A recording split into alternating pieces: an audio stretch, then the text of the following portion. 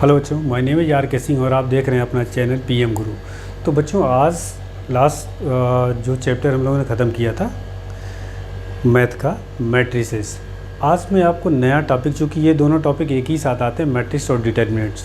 हालांकि डिटर्मिनेंट के बारे में थोड़ा बेसिक्स मैं आपको मैट्रिक्स वाले ही चैप्टर में बता चुका हूँ, जिसमें बेसिकली कि डिटर्मिनेंट और मैट्रिक्स में डिफरेंस क्या होता है, दूसरी चीज़ कि डिटर्मिनेंट्स की वैल्यूज़ कैसे निकालते हैं, सेकंड ऑर्डर आपको पढ़ना, सेकंड और third order determinant, second order determinant की वैल्यू कैसे निकालते हैं, थर्ड ऑर्डर डिटर्मिनेंट की वैल्यू कैसे निकालते हैं, माइनर क्या होता है, कोफैक्टर क्या होता है, जो भी एलिमेंट्स हैं डिटर्मिनेंट्स के, उसके एलिमेंट्स की साइन कैसे निकालते हैं, उसके बारे में आपसे डिस्कशन कर चुका हूँ। ठीक है, अब इसमें जो बचता है, हालांकि थोड़ा सा भी बेसिक आपको फिर एक बार रिवाइज करा देता हूँ, लेकिन आपको कम्प्लीटली उस मैट्रिक्स वाले वीडियो में आप देखेंगे तो आपको सब कुछ क्लियर हो जाएगा। इसके बाद एप्लीकेशन ऑफ डिटर्मिनेंट्स, आपको दो एप्लीकेशन हैं बेसिकली, जैसे आपका एरिया ऑफ ट्रायंगल निकालने में यूज़ करते हैं और इक्वेशंस को सॉल्व करने में यूज़ करते हैं। हालांकि अभी इस समय सिलेबस में नहीं है, जिसको कहते हैं एक solution of linear equation by determinant method और बाय क्रैमर रूल। ठीक है, एक मैथमेटिशियन थे, Swiss mathematician George Gabriel Cramer, उन्होंने इस रूल को डेवलप किया, जिनके नाम पर ही इसको क्या कहते हैं, क्रैमर रूल। तो क्रैमर रूल से इक्वेशन को सॉल्व कर सकते हैं आप। ठीक है, लेकिन वो अभी आपके सिलेबस में नहीं है।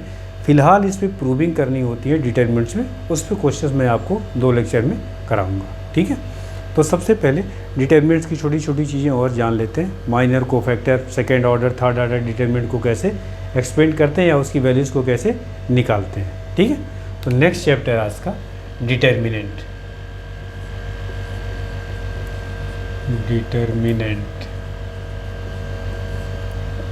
तो देखिए, इसमें सबसे पहले कि डिटर्मिनेंट में नंबर ऑफ रो और नंबर ऑफ कॉलम हमेशा क्या होते हैं, सेम होते हैं, पहली चीज़।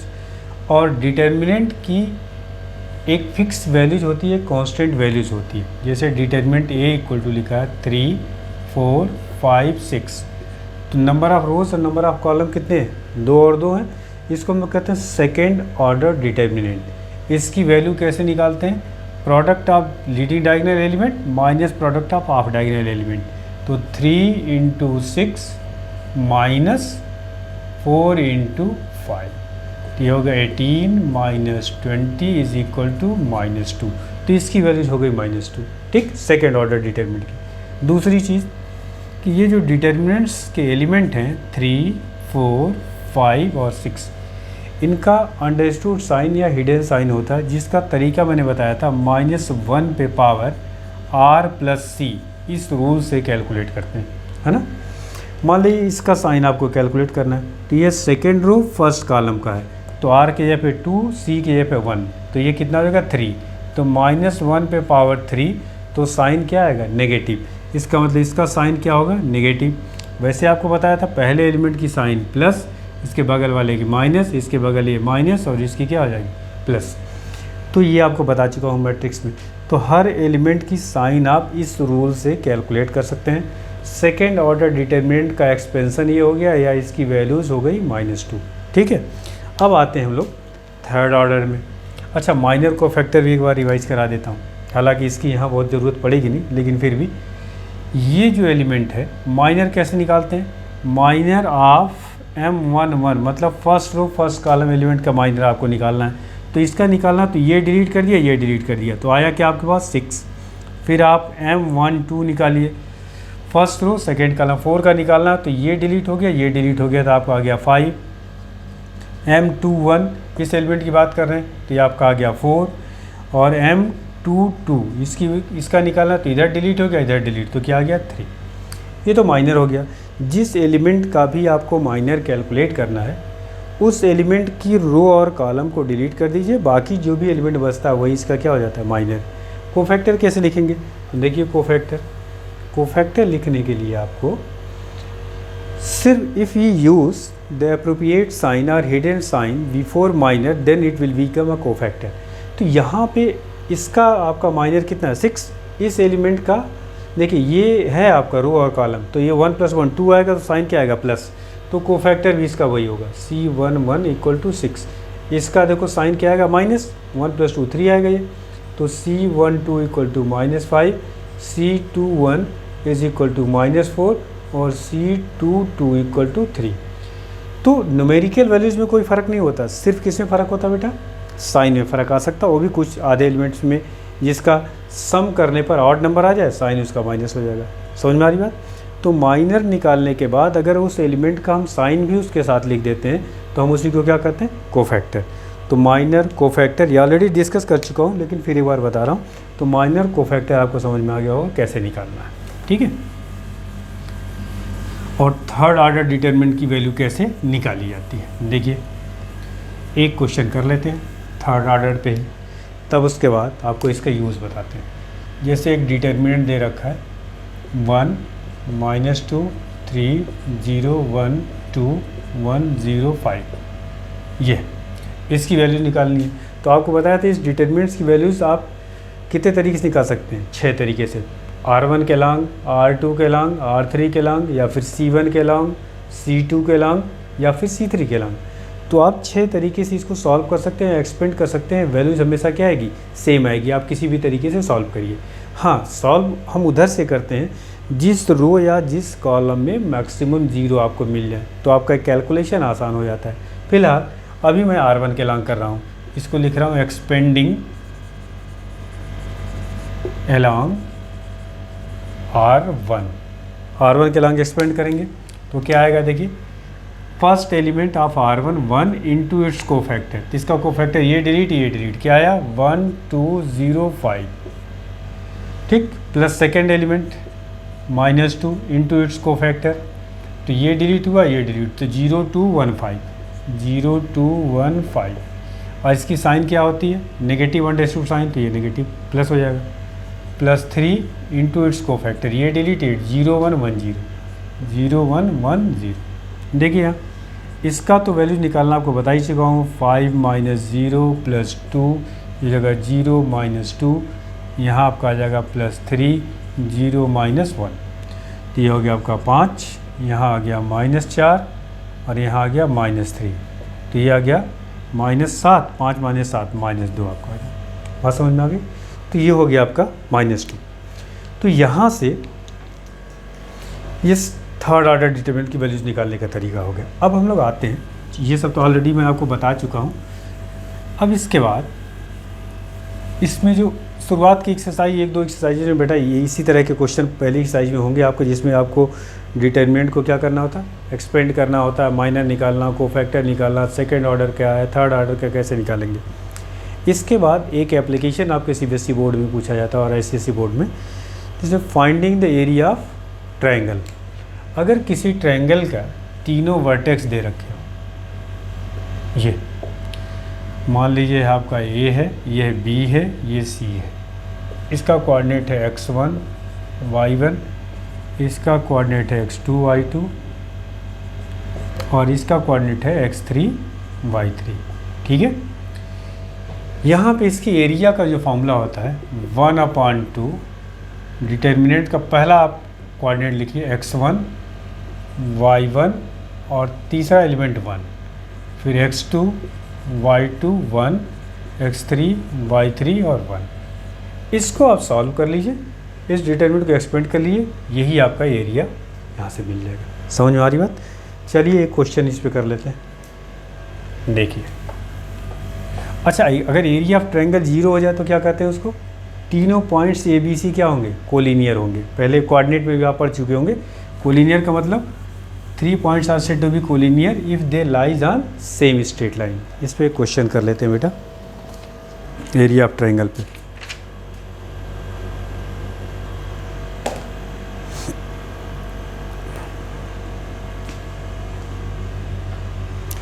देखिए एक अच्छा सा क्वेश्चन है। If x, y, a, 0, 0, b are collinear, then using determinant prove that x/a plus y/b equal to 1। आपके क्वेश्चन में दे रखा है कि these 3 points are collinear, then prove that x/a plus y/b equal to 1। ठीक है। हालांकि इसको और भी तरीके हैं कि स्लोप दोनों के निकाल के इक्वल कर दिए जाएँ तब भी आपका आ जाएगा, आप पढ़े होंगे, बट वो कोऑर्डिनेट का मेथड है। यहाँ पे कैसे सॉल्व करना है आपको, डिटर्मिनेंट मेथड से सॉल्व करना है। मार्कर कहाँ रख दिया,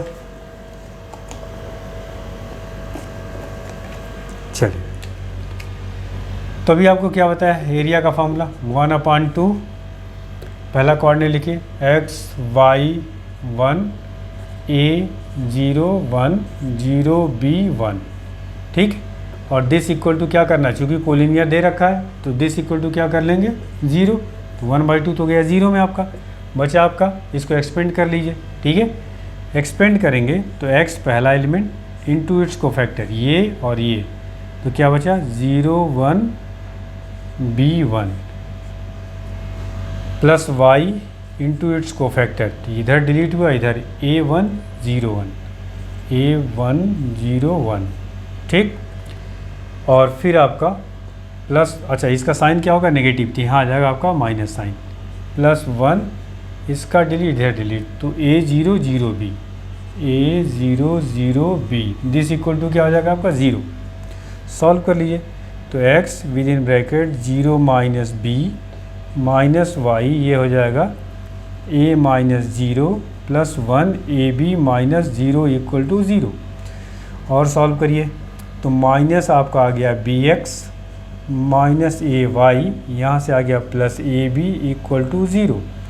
या आप इसको लिख सकते हैं, इसको उधर ट्रांसपोज कर दीजिए, इसको लिख सकते हैं bx plus ay equal to ab। ये आया, आपको प्रूफ ये करना है। तो देखिए क्या करेंगे, अब आपके पास आ गया रिज़ल्ट bx, ये आपका आया है bx plus ay equal to ab। पूरे इक्वेशन को ab से डिवाइड कर दीजिए, तो bx upon ab plus ay upon ab equal to ab upon ab, ये तो 1 हो गया।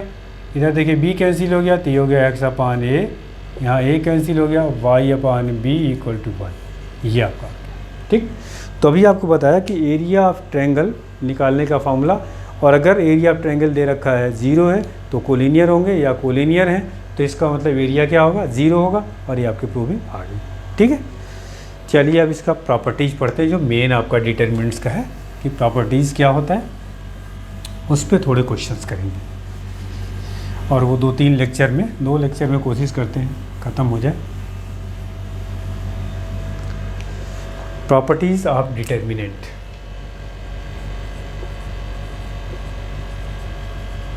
प्रॉपर्टीज़ ऑफ डिटर्मिनेंट,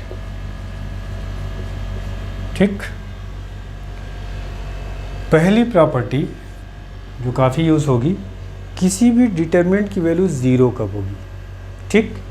मतलब डिटर्मिनेंट को 0 करना है तो क्या क्या ध्यान में रखना है, 60 में मैं लिख रहा हूँ, बाकी किताबों में प्रॉपर्टीज़ तो आपको मिल ही जाएंगी, मैं 60 में उसको समझा रहा हूँ।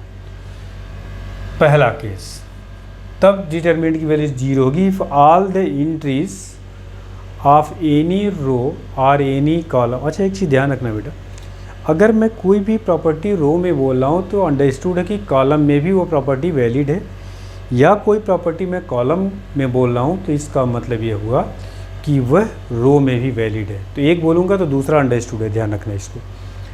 तो पहला क्या बताया, if all the entries of any row और any columns are 0 then the value of determinant is 0। मतलब अगर जैसे ये 0 0 0 1 5 4 6 1 6 ये डिटर्मिनेंट दे रखा है, सारी एंट्रीज फर्स्ट रो की क्या है 0 है, तो इस डिटर्मिनेंट को एक्सपेंड करने की ज़रूरत नहीं है, इसकी वैल्यू सीधे सॉल्व भी करेंगे तो 0 ही आएगा।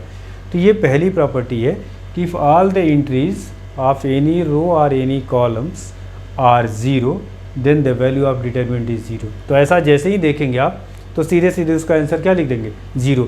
प्रॉपर्टीज़ का मतलब समझिए यूँ कि ये फॉर्मूला है डिटर्मिनेंट्स का, ठीक है, तो इस तरह से यूज़ करेंगे। तो पहली प्रॉपर्टी हो गई ऑल एलिमेंट्स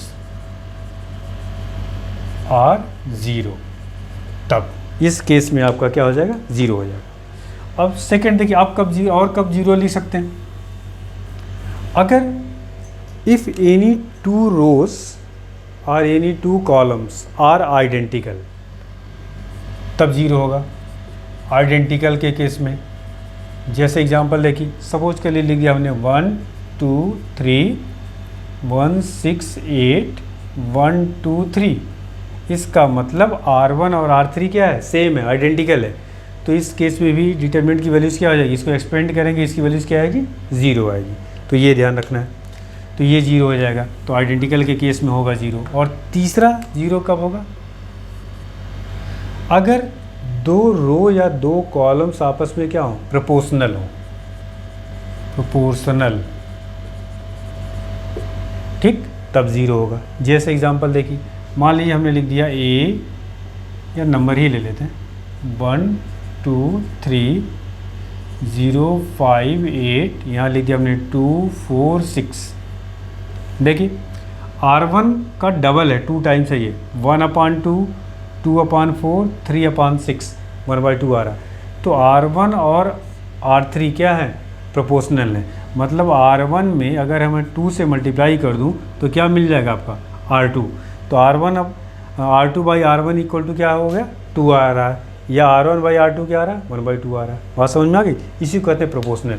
तो पहली प्रॉपर्टी मैंने आपको बताई, पहली प्रॉपर्टी में 3 चीज़ें बताई कि कब कब डिटर्मिनेंट की वैल्यूज़ क्या होगी, 0 होगी। तो ये 3 केसेस होंगे, इसको याद रखिएगा क्योंकि क्वेश्चंस में हम लोग इसको यूज़ करेंगे। आज थोड़े ही क्वेश्चन कराएंगे ताकि प्रॉपर्टीज आप ढंग से पहले अपने दिमाग में सेट कर लें। ये पहला केस हो गया। अब इसके बाद आपका आता है कि कब और दूसरी, ये पहली प्रॉपर्टी में 3 होगी। दूसरी प्रॉपर्टी ट्रांसपोज, 60 में मैं लिख रहा हूँ, अगर किसी भी डिटर्मिनेंट को, हालांकि ट्रांसपोज वर्ड मैट्रिक्स में यूज़ करते हैं लेकिन फिर भी आप समझने के लिए, अगर किसी भी डिटर्मिनेंट को ट्रांसपोज कर दिया जाए, ट्रांसपोज का मतलब समझ रहे हैं, मैट्रिक्स में क्या सिखाया था, रो को किस में कर दिए, कॉलम को, और कॉलम को रो में, तो उसी को ट्रांसपोज करते हैं। अगर डिटर्मिनेंट्स को ट्रांसपोज कर दिया, मान लीजिए कोई डिटर्मिनेंट यह दिया हुआ है 4 6 8 1, और इसको ट्रांसपोज कर दिए तो 4 6 8 1, तो उसकी वैल्यूज़ पे कोई फ़र्क नहीं पड़ता है। ठीक है, देखिए ट्रांसपोज किया आपने, ऐसे ही इसकी वैल्यूज़ कितनी आ रही थी, 4 - 8 × 48, तो कितना हो गया, -44। यहाँ से निकालिए तब भी आ रहा 4 - 48, कोई फ़र्क आया क्या, नहीं आया। तो अगर इफ़ ऑल द रोज़, ये पहली रो थी, देखो कॉलम में लिख दिया, ये दूसरी रो दूसरे कॉलम में, तो अगर डिटरमिनेंट को आप ट्रांसपोज कर देते हैं तो उसकी वैल्यू पे कोई फ़र्क नहीं पड़ेगा। ये आपकी नेक्स्ट प्रॉपर्टी हो गई। अगला है तीसरी प्रॉपर्टी, समझिए, अगर 2 नेबरिंग रो या नेबरिंग कॉलम्स को आपस में इंटरचेंज कर दिया जाए, if we interchange any 2 neighbouring rows or neighbouring columns, then the value of determinant is negative of original. मतलब अगर मान लीजिए यह एक डिटर्मिनेंट दिया हुआ है 1 2, वैल्यूज़ ले लें, A1 B1 C1 A2 B2 C2 A3 B3 और ये C3 दे रखा है ना। अगर मैं इसको आपस में R1 और R2 को इंटरचेंज कर दूं, नेबरिंग रोज को, सपोज कर ली, अब इसको लिखेंगे कैसे जब चेंज कर रहे हैं, तो R1 double headed arrow R2, इसका मतलब R1 और R2 को हमने इंटरचेंज कर दिया। तो यहाँ पे देखिए R2 ऊपर चला जाएगा, ये हो जाएगा A2 B2 C2 A1 B1 C1, और थर्ड रो वही रहेगी A3 B3 और C3। ठीक है, लेकिन बाहर क्या आ जाएगा, नेगेटिव साइन आ जाएगा। बात समझ में आ गई। और अगर एक बार मान लीजिए C1 C2 को फिर इंटरचेंज कर दिया, फिर नेगेटिव आएगा तो ये प्लस बन जाएगा। तो कहने का मतलब ये है, अगर 2 नेबरिंग रो और कॉलम को आपस में, 2 नेबरिंग रोज़ को आपस में, या 2 नेबरिंग कॉलम, ऐसा नहीं रो को कॉलम से बदल दिया, 2 नेबरिंग रो को आपस में इंटरचेंज कर देंगे तो बाहर माइनस साइन लगाएंगे, या 2 नेबरिंग कॉलम्स को चेंज करेंगे तो बाहर क्या लगाएंगे, माइनस साइन। ठीक है, ये हो गई तीसरी प्रॉपर्टीज़। तीसरी क्या, पहले में 3 बताया, 4 हो गया, और ये क्या हो गया, 5 हो गया। ठीक है, और देखिए नेक्स्ट प्रॉपर्टी है, if all the entries of any column और any row are sum of 2 or more than 2 elements, then the determinant can be changed into 2 or more determinant। समझिए क्या मैंने बोला, अगर मान लीजिए मैं लिख दूँ A1 plus x, B1 plus y, C1 plus z, यहाँ कर दिया A2, A3, B2, B3, C2 और C3। हमने क्या बताया आपको, if all the entries of any row और any column is sum of 2 और मोर देन 2 टर्म्स। देखिए दो टर्म के सम है, तो इस डिटर्मिनेंट को हम उतने ही 2 टर्म में तो 2 डिटर्मिनेंट में तोड़ सकते हैं, 3 टर्म होंगे तो 3 डिटर्मिनेंट में तोड़ेंगे। कैसे लिखेंगे, देखिए ये पहला एलिमेंट पहले लिख लीजिए A1, B1, C1, और फिर ये दोनों डिटर्मिनेंट्स में कॉमन रहेंगे, ये वाले A2, A3, B2, B3, C2, C3, ये पहला डिटर्मिनेंट हो गया। प्लस अगला क्या होगा, ये सेकेंड एलिमेंट लेंगे आप X, Y, Z, और फिर ये तो दोनों में ही कॉमन है A2, A3, B2, B3, C2 और C3, ये 2 डिटर्मिनेंट में आपका चेंज हो गया। तो क्या बताया गया, if all the entries of any row और any columns are sum of more than 2 terms then the determinant can be change into 2 और मोर डिटर्मिनेंट। ठीक है, ये प्रॉपर्टी बहुत इंपॉर्टेंट है। इसके बाद ये हो गई चौथी आपकी। नेक्स्ट आपका है कि किस तरह से आप डिटर्मिनेंट में अगर किसी स्केलर से मल्टीप्लाई करना हो, जैसे यह A है आपका, है यहाँ लिखा है x, y, z, x square, y square, z square, x cube, y cube, z cube, ये एक डिटर्मिनेंट दे रखा है। अगर आप किसी स्केलर से इस डिटर्मिनेंट को मल्टीप्लाई करना चाहते हैं तो उस नंबर से किसी एक ही रो या एक ही कॉलम के सभी एंट्री में मल्टीप्लाई करेंगे। सपोज करिए आपको यहाँ इसमें 2 से मल्टीप्लाई करना है, कितने से करना है, 2 से। ठीक, तो इस 2 का ऐसे नहीं कि सारे मैट्रिक्स में क्या होता था, इस 9 के 9 एलिमेंट सब में मल्टीप्लाई करते थे मैट्रिक्स में, लेकिन डिटर्मिनेंट्स में इस 2 का मल्टीप्लिकेशन या तो फर्स्ट रो में होगा, या सेकंड रो, या थर्ड रो, या फर्स्ट कॉलम, सेकंड कॉलम, या फिर थर्ड कॉलम, किसी एक ही रो या एक ही कॉलम में होगा। ठीक है, तो आप यहाँ इस 2 को यहाँ लिख सकते हैं 2x, 2y और 2z। हाँ, समझ में आ गई। तो कॉमन लेने का भी तरीका यही होगा, अगर कोई भी चीज़ एक ही रो में के सभी एलिमेंट में कॉमन है तो आप उसको बाहर कर सकते हैं, तो उल्टा यहाँ 2 बाहर भी निकाल सकते हैं यहाँ से। बात समझ में आ गई। तो कॉमन और मल्टीप्लाई करने का क्या तरीका होगा, ये समझ में आ गया होगा आपको। ठीक, नेक्स्ट प्रॉपर्टी है आपका, नेक्स्ट एंड लास्ट,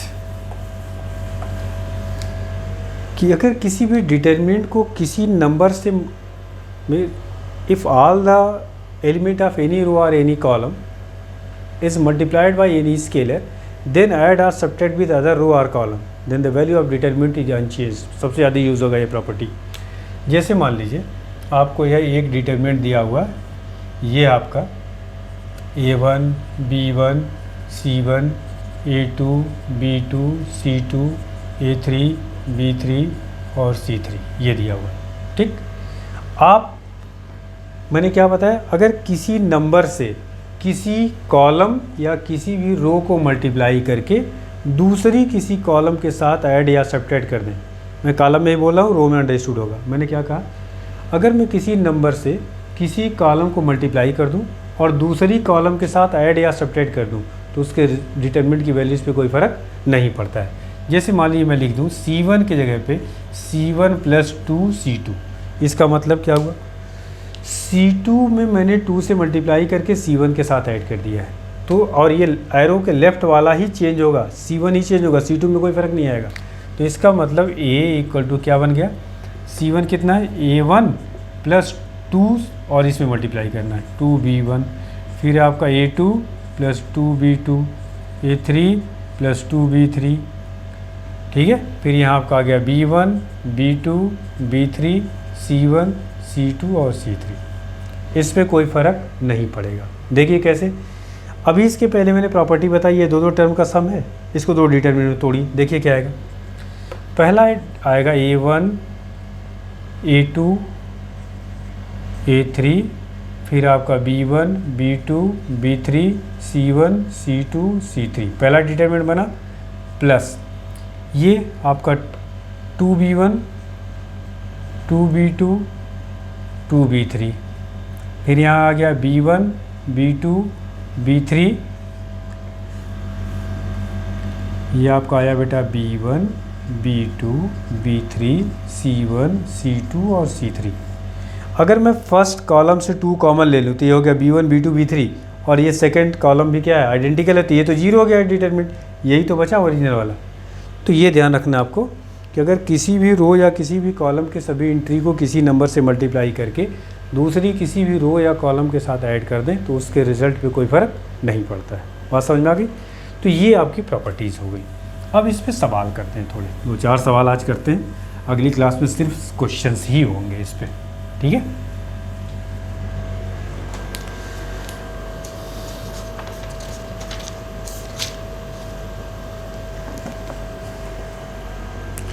पहला सवाल है इसमें, IIT में आया हुआ है बेटा ये क्वेश्चन।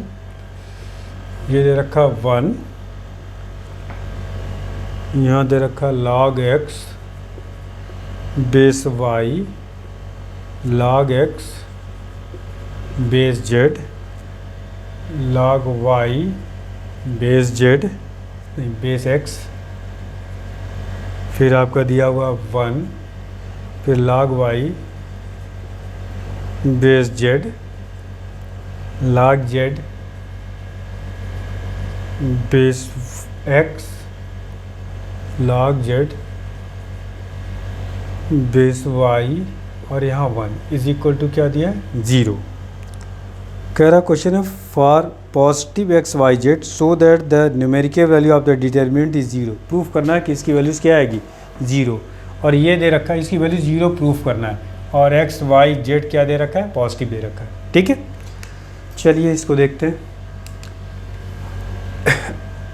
यहाँ पे 1 को मैं क्या लिख सकता हूँ, आपको लॉग की प्रॉपर्टी पता हो, किसी भी लॉग की सेम बेस वैल्यूज हमेशा क्या होती है 1 होती है। तो चलिए इसको मैं लिख लेता हूँ, एक्स वाला ये कॉलम है, यहाँ पे भी एक्स है, यहाँ पे भी, तो इसको लिख लेता हूँ log x बेस x, ये हो गया आपका log x बेस y, यहाँ हो गया आपका log x बेस z, ठीक।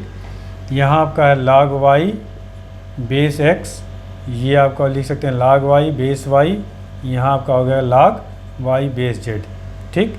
और तीसरा आपका है log z बेस x, ये आपका है log z बेस y, इसको लिख सकते हैं log z बेस z। हाँ समझ में आ गई। अब इसको चेंज करते हैं, चेंज करेंगे तो क्या लिखेंगे, log की प्रॉपर्टी ये होती है, आपने पढ़ा होगा कि log x बेस x को हम लिख सकते हैं log x अपान, ये log x बेस y को हम लोग चेंज करके लिख सकते हैं log x अपान log y। बात समझ में आ रही। इससे इसको चेंज करिए तो इसको क्या लिख सकते हैं, न्यूमरेटर को, ये पहले टर्म को log x अपान log x, ठीक। ये हो जाएगा log x अपान log y। बहुत, इसको एक काम करते हैं ऊपर लिखते हैं ताकि एक पार्ट में सॉल्व हो जाए। 0 ले आना है आपको। इस टर्म को हम लोग क्या ले सकते हैं, देखिए इस वाले को log x अपान log x, फिर आपका ये हो जाएगा log x अपान log y, फिर ये टर्म हो जाएगा log x अपान log z, ये वाला आपका हो जाएगा log y अपान log x, फिर आपका log y अपान log y, फिर ये आपका हो जाएगा log y अपान log z, ठीक। इस वाले टर्म को चेंज करिए log z अपान log x, फिर आपका यहाँ आएगा log z अपान log y, यहाँ आपका आएगा log z अपान log z। ये आपका आ गया, ठीक है, इनकम हो गया। चलो इसके बाद देखिए इस वाली कॉलम से क्या कॉमन निकल रहा है, न्यूमरेटर में सब में देखिए log x है तो log x कॉमन निकाल लीजिए। इस वाली रो से क्या कॉमन निकल रहा है, log y, तो log y निकाल लीजिए, ठीक है। और यहाँ से क्या निकल रहा है, log z, तो log z निकाल लीजिए। बचा क्या है, 1 अपान log x, 1 अपान log y, 1 अपान log z, यहाँ क्या बचा 1 अपान log x, 1 अपान log y, 1 अपान log z, यहाँ क्या बचा 1 अपान log x, 1 अपान log y, 1 अपान log z। मैंने अभी आपको बताया था अगर दो कॉलम या दो रो आइडेंटिकल होंगी तो वैल्यूज उसकी क्या होगी 0। देखिए पहला दूसरा तीसरा सब आइडेंटिकल हैं तो इसकी वैल्यूज क्या हो गई 0, तो दिस इंटू 0, तो ये क्या आ गया आपका 0। ये हो गया प्रूफ आपका, ठीक है। जेई में आया हुआ क्वेश्चन है, और जबकि कुछ नहीं, सिर्फ आपको इस क्वेश्चन में लाग आपको पता होना चाहिए, डिटरमिनेंट तो पता ही होना चाहिए, साथ में लाग की प्रॉपर्टीज आपको पता होनी चाहिए, ठीक है। चलिए और क्वेश्चन इस पे देखते हैं।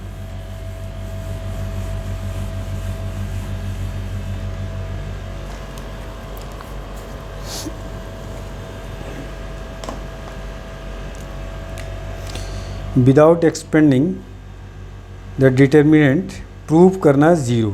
क्वेश्चन ये है बेटा आपका x plus y, y plus z, z plus x, x y z, x y z, यहाँ दिया 1 1 1। क्वेश्चन ये है without expanding prove that its value is 0, ठीक है। इसको एक्सपेंड नहीं करना, वैसे एक्सपेंड करके आप इसकी वैल्यू निकालेंगे तब भी 0 आ जाएगा, लेकिन क्वेश्चन में लिख रखा है without expanding prove that the value of the determinant is 0। अब देखिए अगर मैं इस R1 में R2 को ऐड कर दूं, मतलब R1 को चेंज कर रहा हूं किस रूल से, R1 प्लस R2, तो क्या आएगा इस रूल को अप्लाई करने पर। देखिए R1 चेंज हो रहा है, x plus y plus z, नहीं 2x आ जाएगा बेटा, 2x प्लस वाई आएगा, यहाँ 2y प्लस जेड आएगा, फ़ायदा तो निकलेगा नहीं। तो एक काम करते हैं, इसको ऐसे अटैच कर दें C1 plus C2 plus C3, है ना। तो C1 में अगर आप ऐड करेंगे, क्वेश्चन तो सही नोट किया है ना बेटा, x प्लस वाई, हाँ क्वेश्चन गलत नोट कर दिया है बेटा। यहाँ आपका है z, यहाँ आपका दे रखा है x, और यहाँ आपको दे रखा है y, ठीक, आप सही।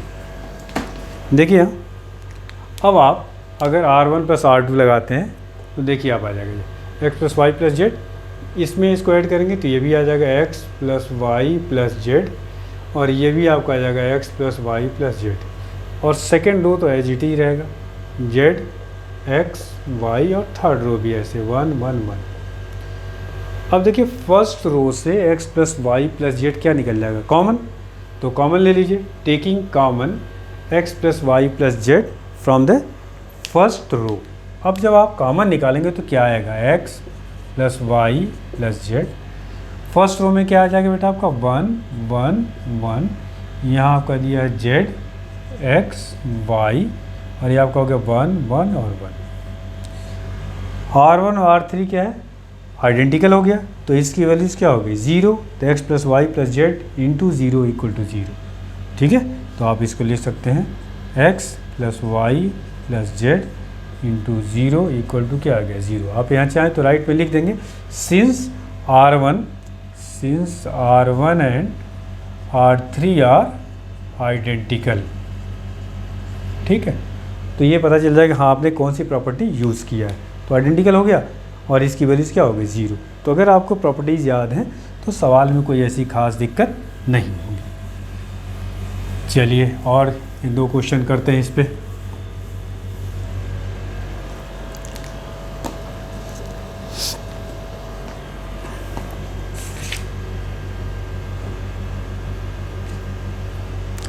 ये क्वेश्चन CBSE ISE में कई बार पूछा गया है। Prove that 1 1 1 ABC A square B square C square. अब प्रूविंग में कैसे करना, किन किन चीज़ों का ध्यान रखेंगे वो आपको बताते हैं इस क्वेश्चन के थ्रू। B माइनस सी और यह है C माइनस सी, ये आपको प्रूव करना बेटा, है ना। प्रूव करते समय एक चीज़ 2-3 चीज़ें ध्यान रखना है आपको।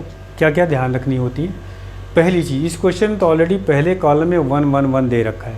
अगर 1 1 1 नहीं दिया है तो पहला आपका एम ये होना चाहिए कि एक ही रो या एक ही कॉलम में 1 1 ले आने की कोशिश करिए, और जब 1 आ जाए तो मैक्सिमम नंबर ऑफ जीरो एक ही रो या एक ही कॉलम में लाने की कोशिश करिए।